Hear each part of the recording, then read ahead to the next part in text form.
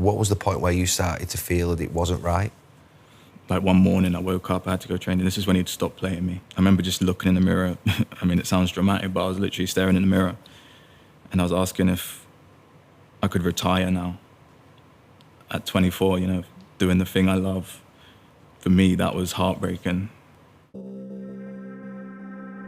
It's always been me against myself in everything. I was winning the fight, smiling, showing that I was happy. But inside, I was definitely, you know, losing the battle. Trauma is trauma, and your body registers it in the same way no matter what it is. If you knew about my life, you would understand that a little bit more. I want to help other people to know that they're not alone in the feelings they've got, and doesn't make you weak to get help.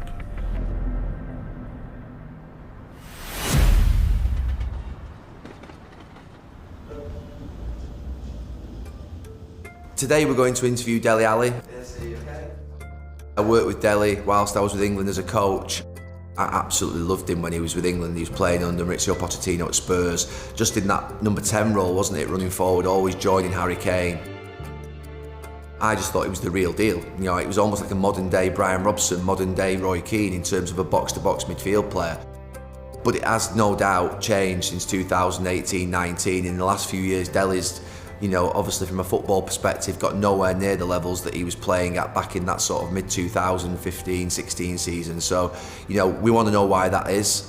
You know, I'm concerned about him because when I see someone drop off like he has, from the ability that he has, then you always think what's going on in the lad's life. There's been a blip, and I have to say there's a fascination with him still, I think. People want to ask that question, what's happened, Dele? Are you okay? Dele and his team have reached out in this last few days to say that it is the right time now to speak, and we're obviously delighted to bring him in today to talk about it. It'll be a very different type of overlap. Obviously everybody's asked that question in the last 12 to 18 months, what's happened with Dele, and today we're going to find out. Come to the overlap. Obviously I worked with you in 2015-16 with England, and obviously seen what's happened in the last 12 to 18 months, the way in which your football's gone. You know, first question is, are you okay? Yeah, I think it's a question I've definitely been asked a lot. But I think this is probably the first time in a long time that I can say yeah, like, and mean it. I think I'm probably mentally I'm probably in the best place I've ever been. And yeah, I feel good. Obviously injured at the minute, but football, I've got that passion back for football. I mean, yeah, so I'm doing really well. Just tell us what's been happening with you in the last sort of 6 to 12 months. You say you're feeling good now, but obviously it means that you weren't feeling well at a certain point. Yeah, I think now's probably the right time for me to tell people what's been going on. It's tough to talk about it because it's quite recent, and it's something I've kind of hid for a long time, and I'm scared to talk about it, but I think it's the right thing to do. So when I come back from Turkey, I came in and I found out I needed an operation, and I was in a bad place mentally, and yeah, I decided to go to like a modern day rehab facility for mental health. They deal with like addiction, mental health, and trauma, because it was something that I felt like it was time for me. I think with things like that, you can't be told to go there. I think you have to know, and you have to make the decision yourself, else it's not going to work. And yeah, I was just, to be honest, I was caught in a bad cycle. You know, I was relying on things that were doing me harm. And yeah, I think I was waking up every day and I was winning the fight, you know, going into training, smiling, showing that I was happy. But inside, I was definitely, you know, losing the battle.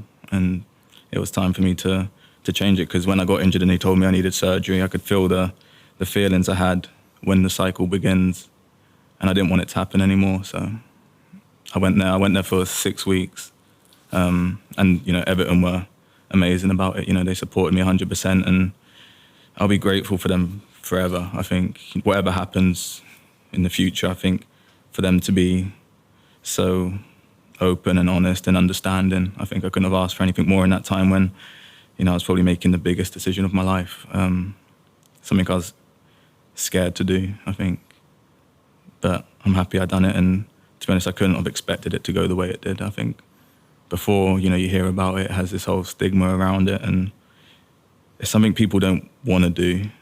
Going into rehab definitely sounds scary. But yeah, I could never have imagined how much I'd get from it and how much it would help me mentally, because I was in a bad place. I think, a lot happened when I was younger that I could never understand, I could never figure out, and I was doing stupid things that I blame myself for. But really going there and learning about it, it was never really in my control. Understanding it and learning, and it's helped me a lot with other things, to do with my blood family. I let go of some things and some bad feelings I was holding, and that would slow me down and hold me back. So, yeah, it was. That's where I've been. I'm laughing. I learned that this is my defence as well, laughing and smiling. So. Just on timeline, how recent was this that you went into rehab? So I got out 3 weeks ago, I think. That recent? 3 weeks ago, yeah. And if I'm being honest, I probably wouldn't have wanted to talk about it this soon. I think maybe give it a little bit more time. But I am feeling in a really good place, and I feel strong enough to do this. I think it's important. Maybe could have done with a little bit more time in terms of when I was talking about it. But unfortunately, the way the world is now, the tabloids, they found out, and they was calling my team a lot, and they were telling, that they knew where I was and stuff. And the decision that I maybe made in the past, where I didn't really care about what people thought and I didn't care about being understood, I would have just let them write what